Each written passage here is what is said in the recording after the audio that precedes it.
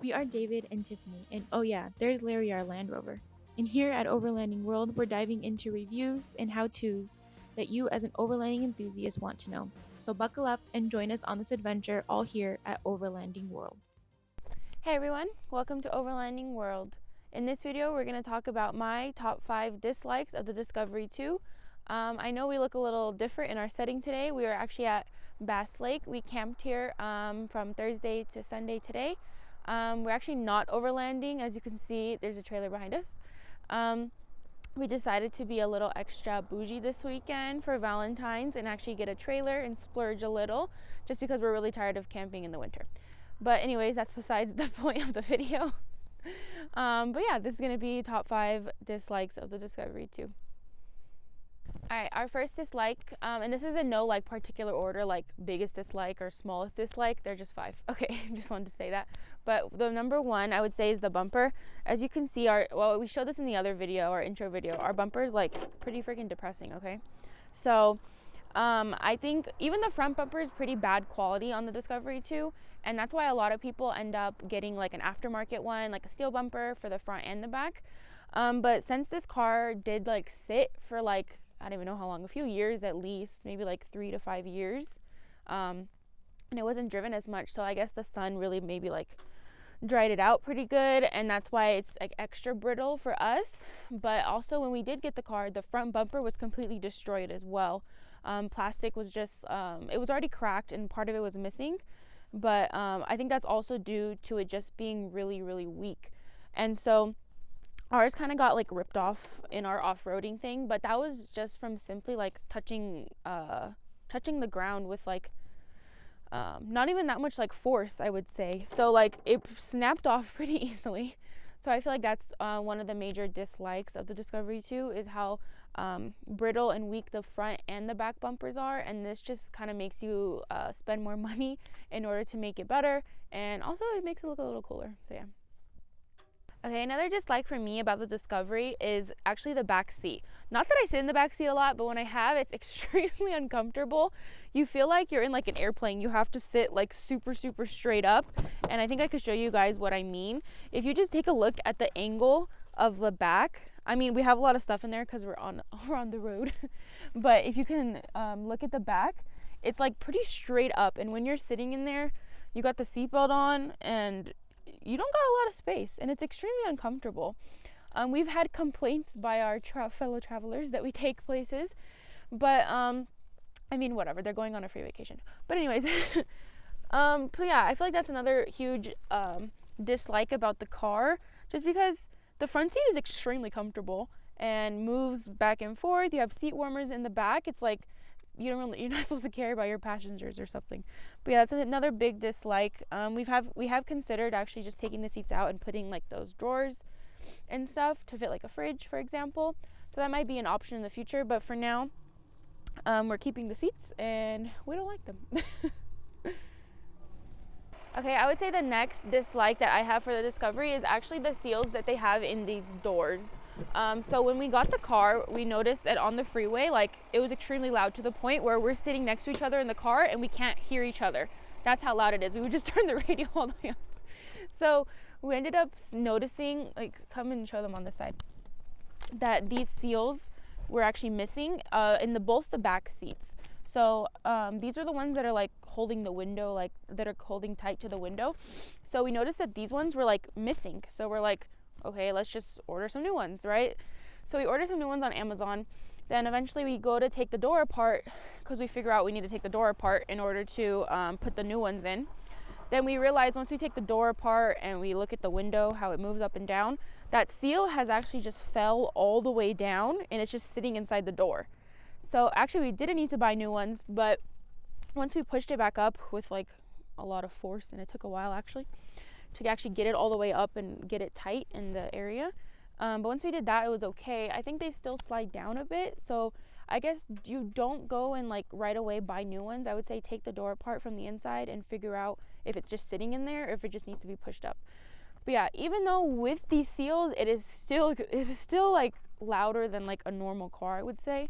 But they do let in a lot of air. So I have a problem when I'm driving. I'm like, the right side of my body is warm, the left side of my body is freezing because I just feel the air just flying in, even though the window is all the way up, all the way tight.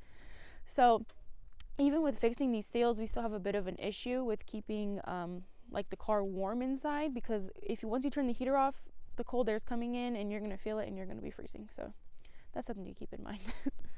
All right, guys. So coming in at number 4, I want to say, of dislikes is our gas tank. So as you can see, we can just freely open it like that, which is actually not how it's supposed to be. Inside, next to the steering wheel, there's like a set of buttons, and one of those buttons is to release the door of the gas tank and like open it, right? So when we did get the car, the inside of this whole thing was bent. This whole thing was bent. Like that button was just it didn't work. I don't know. So when we first got the car, this was our gas tank. It did not move. It stayed like this. It would fly in the wind, and we just had to kind of deal with it. So that was one of like the weird things that we were like, okay, how do we figure out how we're gonna, like make it stay closed? That's weird. You don't want it flying in the wind, right? So we came up with the idea. We finally bent this metal back enough that it'll even like fit inside again. So we got these magnets from, where did we get them? Maybe Amazon, I think. And so they're pretty strong. We have one on the inside and then one on this little metal piece that closes. So once we close it, it'll stay closed, and we haven't had any other issues with it like flying open. And then if we want to open it, just go like that. But so that's one weird thing, but that's not really a dislike. The main dislike of the gas situation here is actually this angle of this gas like nozzle, I guess, knob, whatever you want to call it. So since it sits like so like straight up, like most at the gas station, like obviously the pump where you have the gas, this is not the right angle. Like normally in a normal car it's like pretty straight or like flat. This is more straight up and down, like vertical. So we have issues with like getting the actual pump inside, and most of the time it'll either like pop right out right away, or like you have to sit there and hold it. And main thing, I'm pretty sure this is like a California thing. I'm not sure about any other state, but they have those little circle things on the pumps that like makes a tight seal around it, but that actually like makes it more difficult for us to pump gas. So you can find me at the gas station like shoving this in, holding it, and like looking at the pump like, oh my god, and people are staring at me like, what the hell is she doing? She doesn't know how to pump gas. But anyways, it's because once you put it in there, you push the little thing, you put the little metal piece down so you don't have to hold it, and it'll pump and it'll automatically pop back out. So that's a really annoying thing. I don't really know if it's just a California thing or not, but that's what we're dealing with the gas tank. Not the biggest like deal in the world. Like it's like 5 minutes out of your day pumping gas, but still it's annoying, and I feel like it should work better because every other car can do it so easily. So why can't we? I don't know. But yeah, that's it. All right, so I think our last and final dislike of the Discovery is probably like the biggest one, and it's how, I don't want to say it's unreliable because it has been good to us, but it's very unpredictable. It definitely has a personality of its own. It likes to throw different lights at you all the time. I'm constantly looking in the manual like, oh my god, what is that? What does that mean? What does that mean? So some of the things that we have dealt with personally is like the headlights just completely went out. We checked the light bulbs, it was fine. We checked fuses, it was fine. We checked anything. We're on the forums, we're checking everything. Finally, I don't even remember how like it actually came back. I honestly think we had it just like one day we flipped it one more time and it came back on. So that's another weird thing. Also, the blinkers in the back is a weird thing. So I've seen this on a lot of forums as well, is that they blink at like different speeds. So our left one is like perfectly fine, never had a problem. Our right one, I don't even know what that thing's doing back there, okay? You turn it on, it's blinking like super speed. The other one's like perfectly normal. So there's just like weird, like quirky things that happen in the car. A check engine light will come on, go off on its own. I feel like it's like haunted in some ways. There's like someone in there like pushing extra buttons or something. I don't even know. But I'm sure those who own a Discovery can like vouch for this, that it definitely has its own personality. It definitely comes up with problems that like you would never like think of. And I know this because once you search it on Google and there's a forum for it. There's a page for it because people are dealing with the same like problem. So not really like, I mean, it is a dislike, but it's not a horrible thing. It definitely keeps us on our toes, keeps us be able to keep learning about the car, which is important. So once something goes out, we're like, oh, we know what that is now. That's probably the fuse. That's probably, who knows what it is really. But like, once we figure that out, it's okay. But yeah, so the car definitely has its own personality. It's very quirky. But yeah, that's probably like the biggest like dislike is that you never know what's gonna happen. I remember the other day I got in the car to drive, and I went to turn the key, and like nothing's happening. I'm like, oh, now I gotta get out, open the hood, and the battery's disconnected. Why is the battery disconnected? I don't know. The bolt on there is tight as can be. I can't even push it back on. The bolt is so tight. It's just stuff like that happens. I don't really know.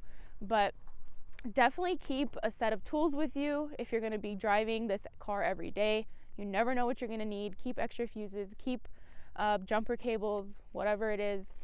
But that's probably the biggest dislike, is that it's unpredictable, but it keeps life exciting. Alright guys, that's it for this video of 5 dislikes of the Discovery 2. I want to ask you guys to comment down below what your stories are, because I want to know what I'm in for with my Discovery. Tell me about the weird times you've had. Tell me about something that went out that you never thought it would. It wasn't the fuse, it wasn't this. Tell me a story down below. I want to hear it if you have a Discovery 2 or you know someone that does.